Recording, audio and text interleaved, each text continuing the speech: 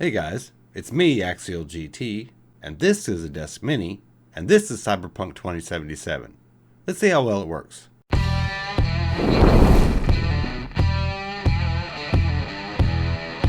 Now some of you might remember my DeskMini X300 build from a few weeks ago, and I thought it'd be really cool to get Cyberpunk 2077 to run on this little machine. Just as a little recap, this little machine has a Ryzen 5 3400G with 16 gigabytes of DDR4 2666 memory. Now I do have a 3200 megahertz kit, but I want to see how much I can overclock it just to make the 2666 work. And sorry, a little add-in edit here, but the game is installed on a 970 EVO 1TB M.2 SSD. And given that we're using a DeskMini, obviously there's no GPU. We're going to rely on the onboard graphics to run Cyberpunk 2077. Now I did have a few hitches in the beginning, but I think it turned out great.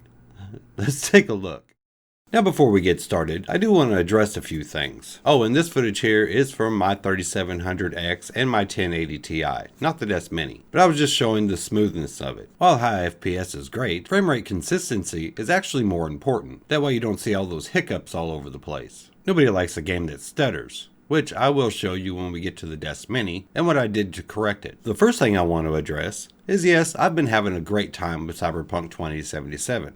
Yes, the game has a lot of bugs and a few broken quests. Now I'm playing the game on PC, which I know right now is a lot better than the experience console players are having, because this game is hard to run. It does put your system through its paces. Now it used to be Crysis that everybody wanted to know if your computer can run. Now it's going to be Cyberpunk 2077. Now I can see the memes are really going to start popping up when it comes to this game. Everybody's going to be asking, can it run Cyberpunk 2077? You wait and see. Okay, so now we have Cyberpunk 2077 running on a DeskMini X300 with the 3400G. Now all I did was load up the game and put everything on low at 720p. But as you can see from this footage, it's not such a grand experience because it has hiccups and hitches and stutters all the time. And while the game actually doesn't look all that bad, it does actually lead to a very shitty experience. Now I did want to go lower than 720p, so I decided it's time to overclock.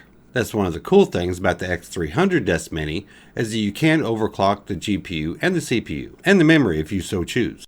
So it was time to shut down the game and enter the BIOS. This is the BIOS on the X300 DeskMini. And as you can see here, I'm running a Ryzen 5 3400G with Vega 11 graphics, 16 gigabytes of DDR4 memory at 2666. Now since I've been fortunate enough to be able to play it on my main rig with the 3700X and the 1080 Ti, I also played this game on my laptop. I've actually figured out that the CPU is not really a limiting factor.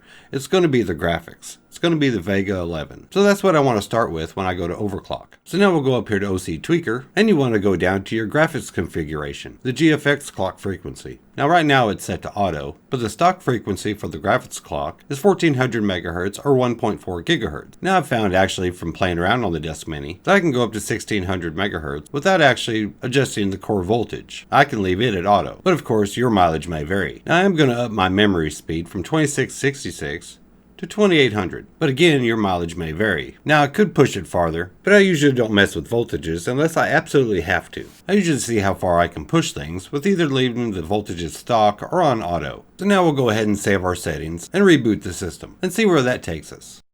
So far so good, no crashing due to no increase in voltages, all left on auto or at stock settings. So there you have it, Cyberpunk 2077 running on a DeskMini with a 3400G.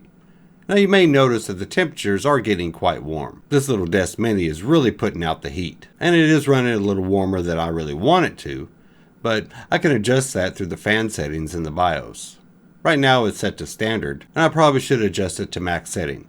But the 3400G has a TDP of 95C, so I will adjust that later. Right now, it's not really going to hurt anything just for this test. Okay, so now we need a car. So, thank you. Now let's go ahead and drive around the city and see how many stutters we get, or if it's actually been cured. Yeah, I know, my driving kind of sucks. Now we are getting a few dips in our FPS, but it's a smooth transition. It's not jumping from like 14 all the way up to 30. It hits all those numbers in between. So like I said earlier, FPS is not actually everything. Now you only get those drops every now and then when you're driving around the city, when the Vega 11 graphics are really pushed to the limit. But as you see, no pop in.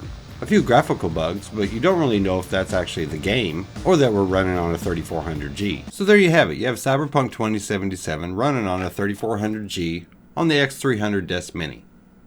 I knew it was possible. I just figured a little ingenuity would get it done. Oh, and those temperatures? Later on I did go into the BIOS and up the fan setting to maximum, and it wound up being in the high 70s. So perfectly within spec. But don't forget to like and subscribe for future Axial GT content. I really appreciate you watching. Links to social media and Discord are in the description below. But until next time guys, I am out of here. You all have a good one.